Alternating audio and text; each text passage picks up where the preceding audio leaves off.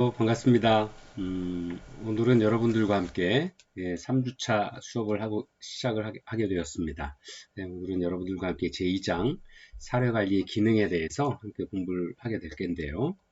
저희가 지난 시간에도 잠깐 말씀을 드렸던 것처럼 사례관리 이론 제1부에서는 사례관리 이론을 함께 공부를 하게 되는데요. 저희가 여기 보이시는 것처럼 사례관리의 역사와 개념 지난 시간에 같이 함께 공부를 했었고요. 이번 주에 사례관리의 기능에 대해서 함께 공부를 할 예정입니다. 그래서 오늘 이번 주에 사례관리 기능에 대해서 공부를 같이 하시고 다음 주 계속 넘어가면서 이제 그 사례관리의 이론적 근거와 모형들에 대해서 그리고 4장에서는 사례관리 수행 체계와 슈퍼비전에 관해서 그 다음에 제5장에서 사례관리의 실천 과정에 대해서 같이 공부를 하게 되면 이제 이론에 관한 부분들은 좀 다 이제 같이 공부를 하시게 되고 또 그동안 학부 과정에서 공부하셨던 내용들을 한번 이렇게 되짚어 보시면서 앞으로 2부에서 중간고사 이후에 만나게 될 사례관리 다양한 사례에서 우리가 그 이론들을 한번 되짚어 봄으로써 기억해 봄으로써 실제 그 공부했던 것들이 우리에게 임상에서도 사용할 수 있을 만큼의 어떤 현장 경험으로 간접 경험으로 여러분들에게 접근이 되었으면 하는 바람으로 이렇게 시작을 하고 있습니다. 그래서 물론 지금 이제 또 이제 오프라인으로 좀 진행을 하려다가 또 지난주에 잠깐 연락을 드렸던 것처럼 학교에 좀 어려운 상황이 생겨서 이제 온라인으로 이번 주까지는 여러분들과 만나 뵙기로 이렇게 하였습니다. 그래서 오늘 같이 하고 있고요. 또 혹여라도 앞으로 여러분들의 건강을 좀 위협을 하거나 아니면 건강에 위험이 될 요소가 생긴다라 그러면 굳이 꼭 오프라인을 고집하지 않고 온라인으로도 이렇게 여러분들과 함께 수업을 하고 또 사례 관리에 대해서도 함께 논의하는 그런 시간들을 가지려고 합니다. 그래서 제일 중요한 건 학생 여러분들의 건강과 그 다음에 또 건강하게 학업을 하는 것이 중요하다라고 생각을 하고요. 물론 뭐 수업의 과정에 있어서는 온라인 수업보다는 오프라인에서 다양한 대화를 통해서 또 다른 선생님들과의 어떤 의견 교류를 통해서 다양한 어떤 사고 방식이나 접근 방식에 대해서 공부하시는 것도 물론 중요한 경험이 될 수 있습니다만 아무래도 코로나 시국에 조금 좀 건강을 좀 유의하시면서 좀 하셨으면 좋겠다는 생각을 하고 있습니다. 자, 오늘은 이제 사례관리의 기능에 대해서 공부를 하게 될 거고요. 자, 사례관리의 기능 중에서 이제 첫 번째가 사례관리 기능에 대한 이해, 두 번째가 사례관리자의 역할은 어떤 것인지 공부를 하게 될 거고요.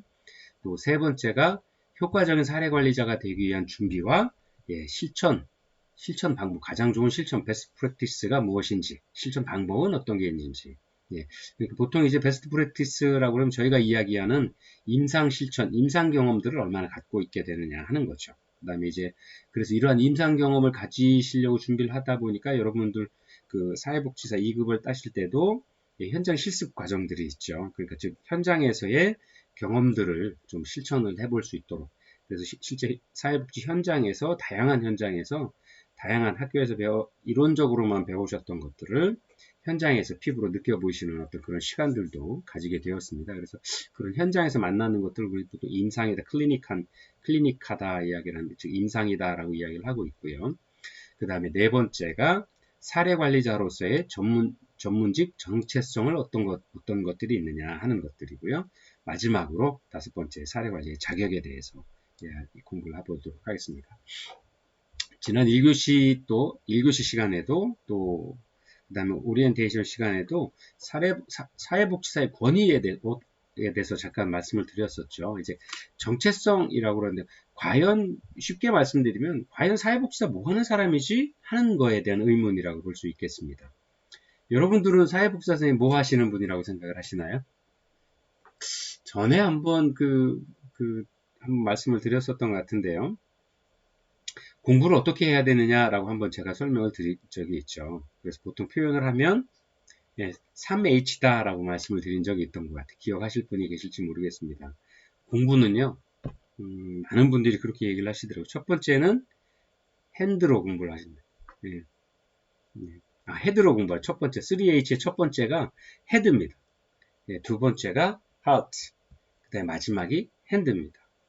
물론 우리가 이제 어떻게 보면 다르게 생각하실 분도 있겠습니다만, 많은 이제 공부를 하셨던 분들이나 아니면 현명하신 분들이 첫 번째 공부는 예, 헤드, 외워서 암기하는 걸로. 우리가 처음에 사례 관리를 공부할 때 이론에 대해서 먼저 공부하고 그 다음 실천 현장에 대한 어떤 사례를 공부하셨던 것처럼 일단 첫 번째 이론이나 이런 것들에 대한 이해를 또 처음에는 이해 못하는 경우에는 외우는 그래서 머릿속에다 꼭 눌러 넣는 그래서 뭐 잘하는 학년기로 비교한다라 그러면 이제 중고등학교 때까지는 초, 중, 고등학교 때까지는 일방적인 어떤 교수들의 어떤 그 주입식 교육 방식에 의해서 책상에 앉아서 그냥 선생님이 가르쳐 주시는 것들 다 외우고 또 그런 것들을 평가를 받는 경우들이 많죠. 물론 뭐 고교 과정에서 좀 다양한 방법으로 하기는 합니다만 그렇게 어떤 일방적인 주입식 교육 또 외워서 이해해야 되는 그런 교육이었다라 그러면 이제 대학에 와서 아니면 조금 더 성인이 되어서는 성인의 학습 방법에 있어서는 가슴으로 하는 공부다라고 말씀을 드리고 싶습니다. 머리로 이해했던 것들을 머리로 외웠던 것들을 이제 가슴으로 따뜻한 마음으로 인간된 어떤 성실함으로 사람과 사람이 만나는 거여서 사람의 마음이 동하지 않으면 마음이 전달되거나 마음이 움직이지 않으면 행동이 따라가기 어렵다라는 걸 이해할 나이가 되죠. 그래서 그러한 부분들에 있어서 가슴으로 공부한다라고 이야기를 하고 마지막으로 핸드라고 하는 건 의미가 실천을 의미합니다.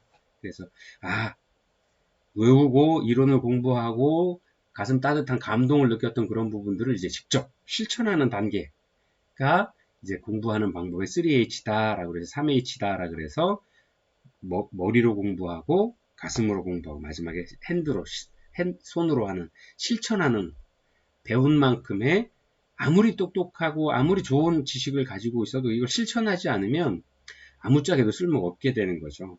그래서 사회복지에 많은 사회복지사 선생님들의 필수 과목으로 현장 실습을 넣고 또 현장에서 임상 경험을 많이 강조하는 부분들이 바로 그런 부분들 때문에 그렇지 않은가 하는 생각을 하게 됩니다. 그래서 여러분들이 공부를 하시는 과정에서도 이제 이해하시고 어떻게 해야 되겠다는 마음을 가지셨던 것들을 이제 행동으로 따뜻한 마음을 가지고 행동으로 주변에 이웃에게 나누어진 어떤 그런 어떤 좋은 선순환적인 어떤 일들을 또 선한 사마리아인의 마음처럼 그런 어떤 행위들까지도 이어지신다라고 하면 아주 정말 훌륭하게 공부하시고 우리 대학에서 배우셨던 많은 부분들을 정말 실천적으로 잘 해나가시는 어떤 그런 훌륭한 사회복지사 선생님 되시지 않을까 생각을 합니다.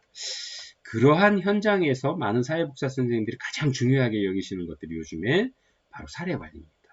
자, 그러면 그러한 사례관리의 기능들을 먼저 쭉 같이 보도록 할까요?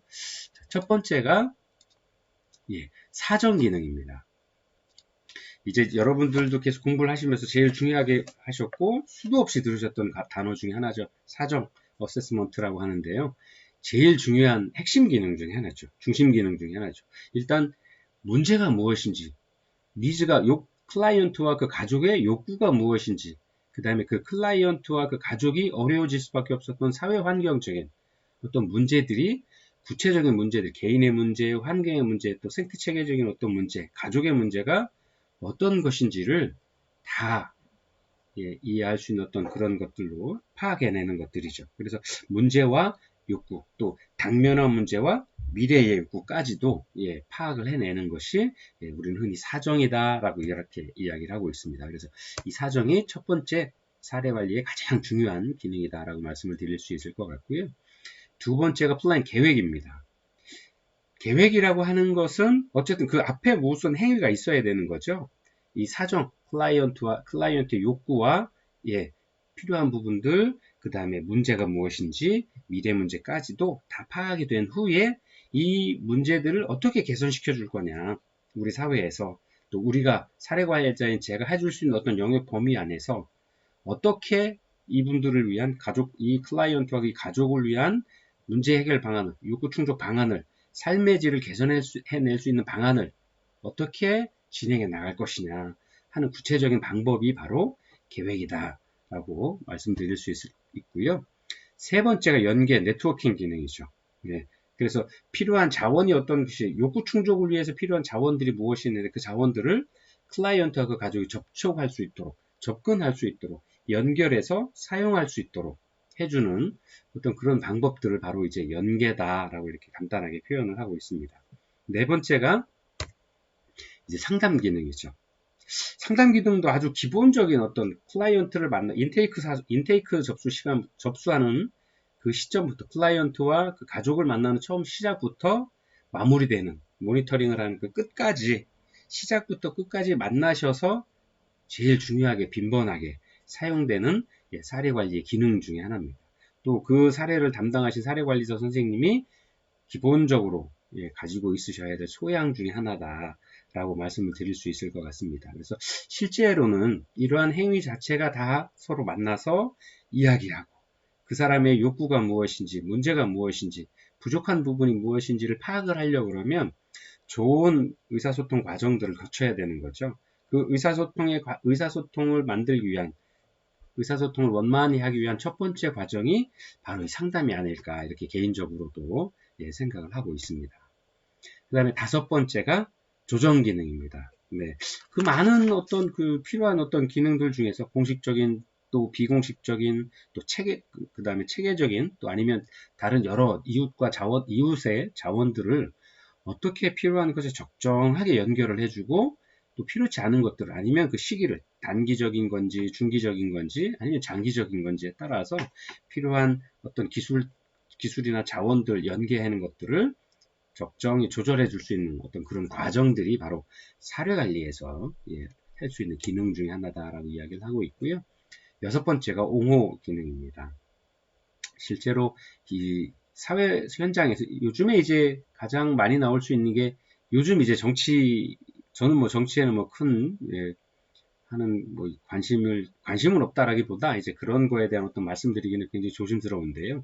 어쨌든 이런 시기에 뭐 대선 기능이나 지금 이제 각 당마다 이제 후보를 선출한다고 막 모여서 전국을 다니면서 당원 투표도 하고 국민 투표도 하고 있는 과정들을 거치고 있죠. 그래서 이분들이 정책을 만들어낼 때 바로 이러한 우리 사회복지사 선생님이 하시는 것처럼 그런 일들을 하시죠. 국민을 대상으로 필요한 게 현재 문제가 무엇이라고 생각하는지, 또 국민들이 가지고 있는 욕구가 무엇인지를 사정해서 계획을 세우고 필요한 자원들을 어떻게 연계를 해서 어떻게 국가를 발전시키고 국민을 위한 서비스들을 어떻게 만들어서 진행해 나가겠다라고 이렇게 대놓고 이렇게 어떤 정책들을 만들어내시죠. 그게 어떻게 보면 작은 의미에서는 사회관리자 선생님들이 하셔야 될 또는 사회복지사 선생님들이 클라이언트를 대변해서 하는 어떤 많은 일들을 하는 어떤 일련의 과정과 아주 유사한 점이 많다라고 보여지고 있습니다.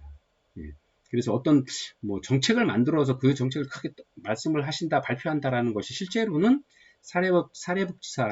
사례관리자나 사회복지사 선생님들께서 클라이언트를 위해서 그분들이 내지 못하는 목소리들, 사회적 약자이거나 소수이거나 어떤 개인의 어떤 어려움 때문에 표현하지 못하는 많은 것들을 대신해서 사례관리자 선생님이나 사회복지사 선생님들께서 사회에 대해 크게 말씀을 해주시죠. 이게 옹호 기능입니다. 또 사회의 불평등이나 뭐 다른 여러 가지 욕구 불만족에 관한 부분들에 대해서 아니면 비정상적인 어떤 부분들에 대한 정상화를 위한 어떤 노력들을 많이 해주고 계시죠. 그래서 이런 부분들이 바로 옹호 대변의 기능이다 라고 말씀을 드릴 수 있을 것 같고요. 일곱 번째가 문제 해결 기능입니다. 실제로 사례관리자 선생님들이 현장에서 만나게 되는 다양한 클라이언트와 그 가족들이 가지고 있는 문제가 사회가 복잡해지고 현상이 많아지고 다양해지면서 그들이 가지고 있는 문제들도 또 그들이 가지고 있는 욕구들도 또 그들이 가지고 연계되어 있는 많은 사회와의 연계점들이 굉장히 복잡하고 다양해져 있죠. 그래서 그 다양한 문제들이 어느 한 군데든 문제가 생기기 시작하면 연쇄적으로 어려움들이 생기기 시작을 하죠. 그러다 보니까 클라이언트와 그 가족의 힘으로는 그 문제를 해결하는 게 굉장히 어려워지는 경우들이 많이 있습니다. 그래서 그러한 어떤 문제 해결을 하기 위한 엠파워먼트, 역량을 강화해 준다거나 지지해 주거나 하는 그런 기능들, 또 그 문제를 해결할 수 있는 방법들에 대해서 어떻게 하면 현재 자기가 가지고 있는 문제를 인식하고 그 문제를 해결하기 위한 힘을 가질 수 있는지 하는 여러 가지 힘들을 주는 방법들, 그런 기능들이 있습니다. 그래서 그런 부분들이 바로 문제 해결의 기능이다라고 설명을 드릴 수 있을 것 같고요. 마지막 여덟 번째가 모니터링 기능입니다. 모니터링이란 기능 실제로는 이제 사후관리, 한국어로 표현을 하면 사후관리 아니면 또 지속적으로도 연계를 가지고 서비스가 클라이언트와의 어떤 서비스 프로그램이나 서비스 제공의 기간이 끝났어도 정상적으로 사회생활이 건강하게 제공되고 있는지 아니면 현재 개선된 문제 상태를 그대로 유지해 가면서 삶의 질을 좀 높이고 그들의 욕구와 부족한 부분을 채워나가는 어떤 자기의 힘들을 가지고 살고 있는지를 계속 확인해 나가시는 과정들이죠. 그래서 사례관리 기능은 이렇게 다양한 기능 중에서도 대표적으로 이렇게 첫 번째 사정 기능, 계획 기능, 그 다음에 연계와 상담의 기능, 그 다음에 조정과 옹호의 기능, 문제 해결의 기능, 마지막으로 모니터링의 기능까지 이렇게 8가지 기능들로 크게 설명을 드릴 수 있을 것 같습니다. 그러면 이제 한번 같이 자세히 한번 들어가서 보도록 할까요? 자, 첫 번째 사정 기능입니다. 사정 기능은 사례 관리의 가장 중심 기능이다 라고 이렇게 설명을 드릴 수 있을 것 같습니다.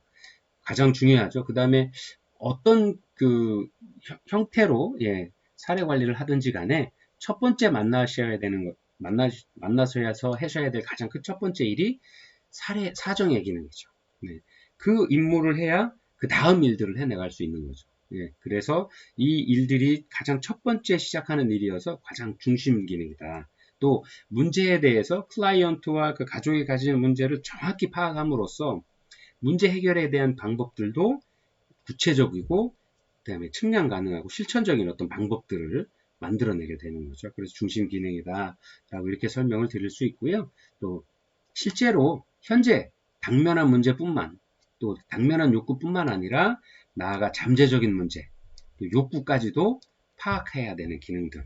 자, 그래서 실제로는 여러분들 많이 공부해 보셨던 것처럼 사회복지 프로그램을 개발을 할 때도 아니면 우리가 지역사회 서비스든 사회복지 실천 기능에 있어서도 첫 번째 초기 사정을 하고 그 다음에 계획을 세워서 실행을 하는 과정 중에서 다양한 변수가 생기고 클라이언트의 개인적인 어떤 환경이 변한다거나 아니면 프로그램을 진행해 나가는 과정 중에서 법이 바뀌든 아니면 실천 서비스 방향이 바뀌었든 다양한 어떤 외부 환경적인 변화에 의해서 아니면 클라이언트와 그 가족의 개인적인 어떤 변화에 의해서 변화가 생길 수 있을 때 다시 재사정을 하는 아니면 프로그램을 진행해 나가는 과정에서 일정 기간이 지나면 재사정을 통해서 우리 프로그램들이 효용성과 효과성을 가지고 있는지를 점검하는 어떤 그런 시간을 갖게 되는데요.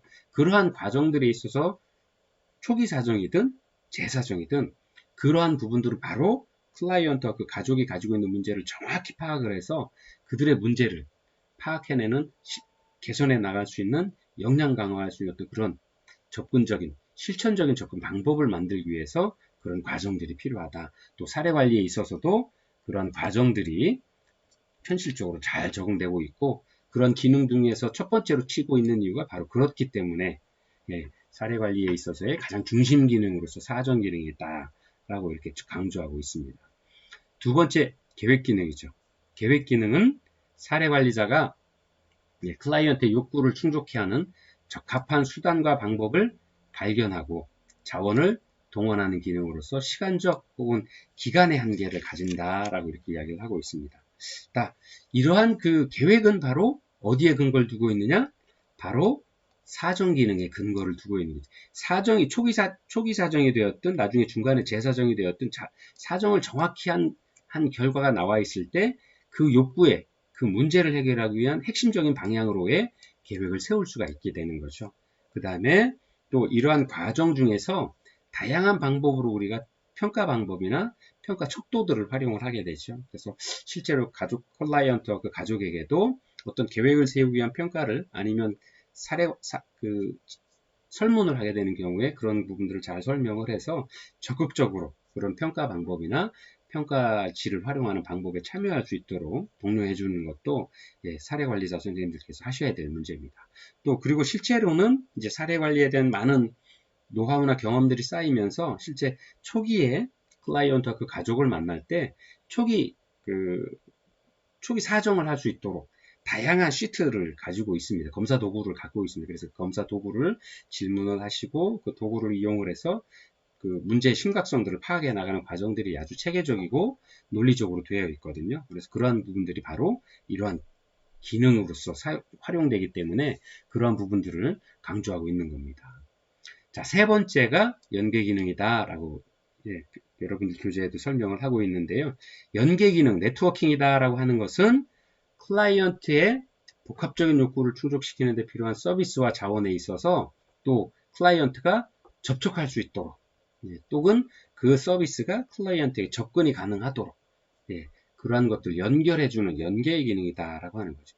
실제로 사회적으로 문제를 가지고 욕구를 가지고 있는 많은 분들이 본인이 어떤 문제를 가지고 있음에도 불구하고 그 해결하는 방법을 몰라서 아니면 너무나 의기소침해 있어서 실제로 저희도 상담 현장에 있습니다만 상담을 하러 찾아오시는 많은 선생님들이 내재적인 힘이 아주 없으신 분은 없어요.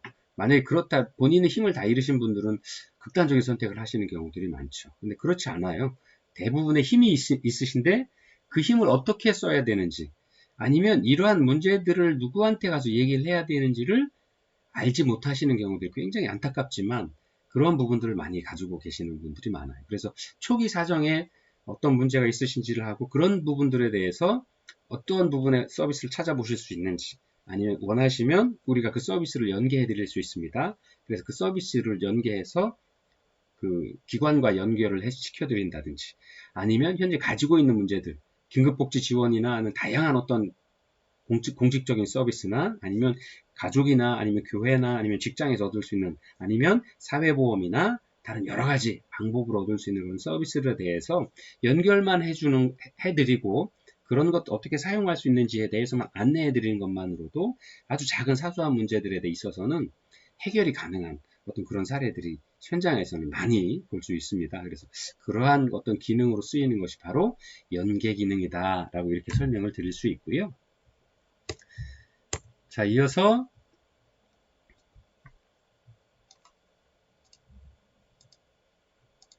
상담 기능입니다.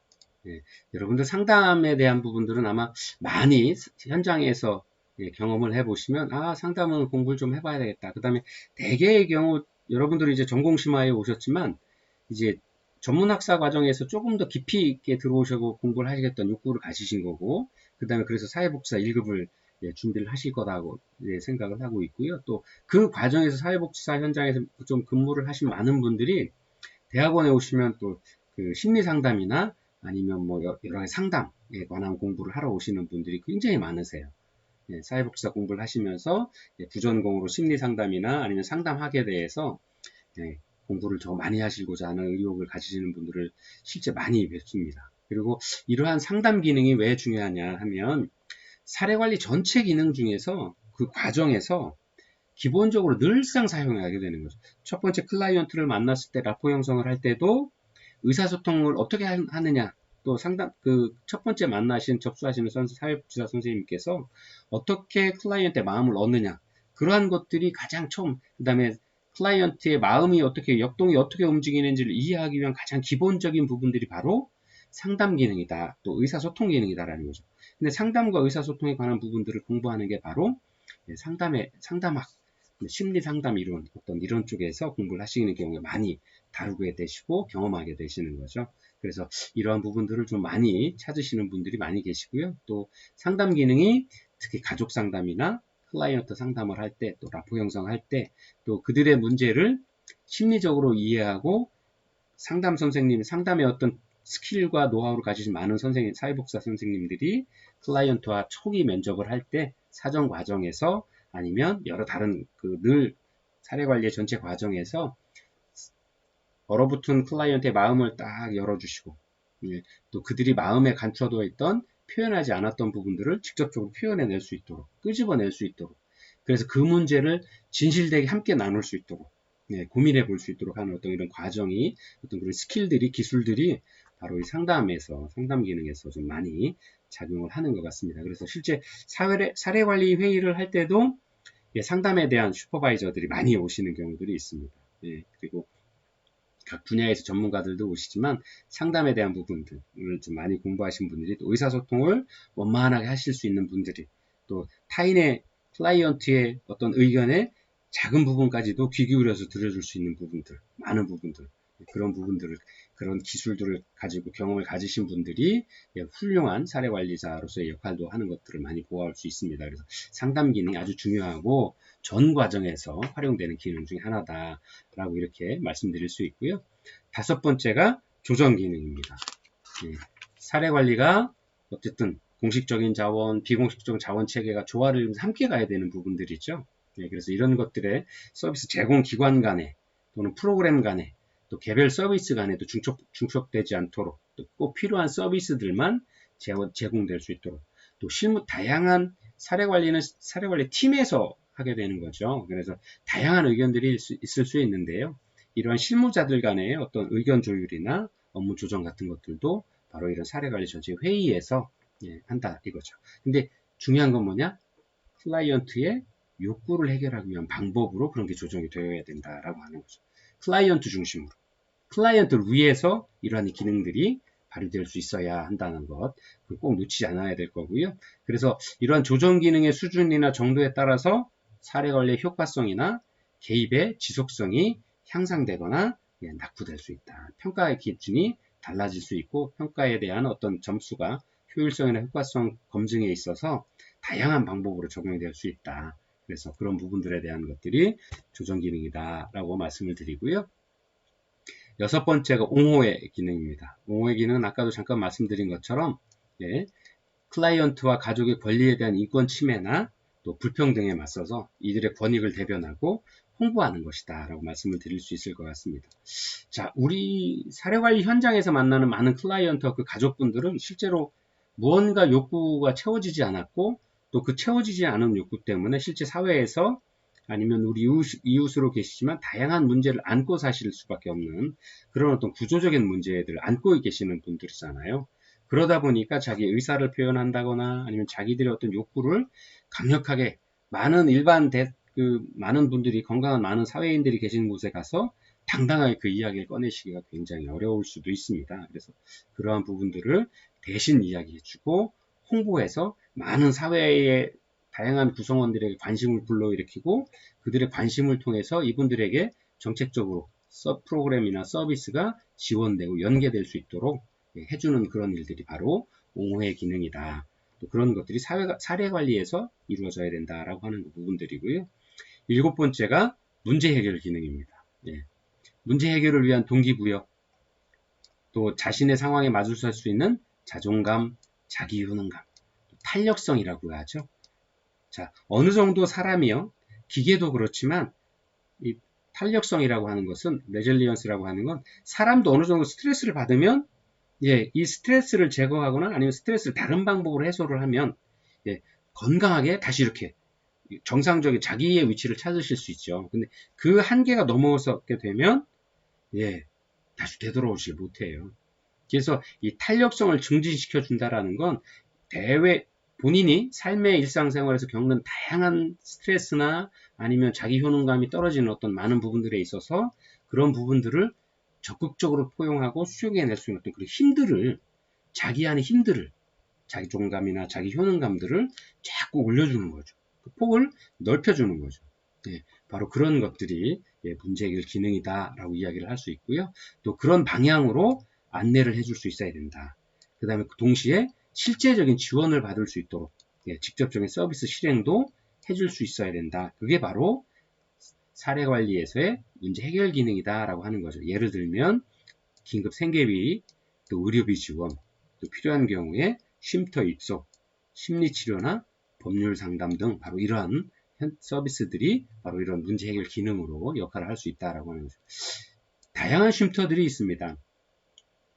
뭐 성폭력이나 가정폭력 피해자들을 위한 어떤 쉼터, 아니면 또 다양한 요새 데이트 폭력이나 여러 가지 현장에서의 어려움들, 누군가를 마주치기 어려워서 아니면 가족 내에서 어떤 심각한 문제가 있을 때 이제 다 분리하도록 되어 있죠. 그래서 이분들이 또 아는 곳에 가시면 또 와서 2차 가해나 또 여러 가지 피해를 입을 수 있기 때문에 아주 독립되어 있는 장소에서 보호받은 곳에서 예, 사회복지사 선생님들이나 아니면 기관의 어떤 다양한 공권력을 대신하는 많은 분들로 이 관리하시는 어떤 쉼터에 입소를 해서 타인의 위해나 어려움 또는 어떤 위험으로부터 안전하게 보호되기 위한 쉼터들이 많이 있습니다. 그래서 이런 경우들 다양한 문제를 겪으신 분들을 위한 어떤 쉼터를 연결해 준다거나 심리 치료를 한다거나 아니면 법률적인 어떤 문제를 겪고 있을 때 행정적인 문제를 겪고 있을 때 이런 어떤 문제를 해결하기 위한 어떤 그 서비스를 제공해 주는 것들이 바로 문제 해결 기능이다 이렇게 볼 수 있고요.